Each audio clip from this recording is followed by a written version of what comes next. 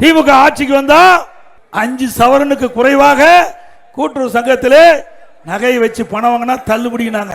உதயநிதி பல கூட்டத்துக்கு போனார். நம்முடைய பெண்களை பார்த்தார். காதுல தோடு, கழுத்துல நகை இருந்தது. நீங்க நகையா வச்சிருக்கிறீங்க, பார்த்துக்கிறேன் ஒரு கைன்னு நேரா பெண்கள் ஓடுங்க, தொடக்க வேளாண்மை கூட்டு வங்கியில போய் நகை வைங்க, பணத்தை வாங்க, செலவு பண்ணாங்க. நம்ம பெண்கள் ஆகா முதலமைச்சர் திரு ஸ்டாலின் சொல்லிட்டாரு, அவருடைய மகன் உதயநிதி சொல்லிட்டாரு, அதனால 10 பவுனை 3ஆ வெட்டி ஒரு குடும்பத்தில் 3 பேர்ல கொண்டு வச்சாங்க. வச்ச பிறகு திராவிட முன்னேற்ற கழகம் ஆட்சிக்கு வந்தது.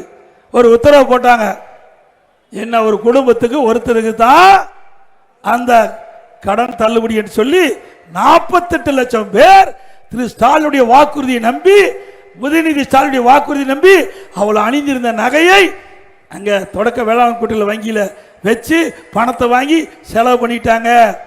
பிறகு பல விதிகளை விதிச்சு அதுல 13 லட்சம் பேருக்கு தான் அந்த நகை வச்ச பணம் வாங்கின தள்ளுபடி செஞ்சது. மீதி 35 லட்சம் பேருக்கு நாமம் போட்டார்.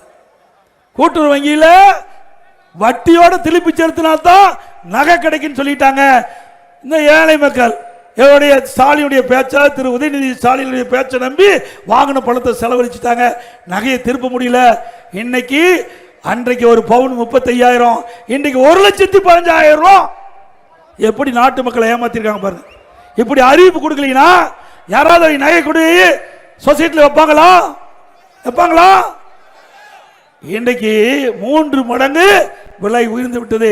இப்படி மக்களை ஏமாற்றி ஆட்சி மீண்டும் வேணுமா?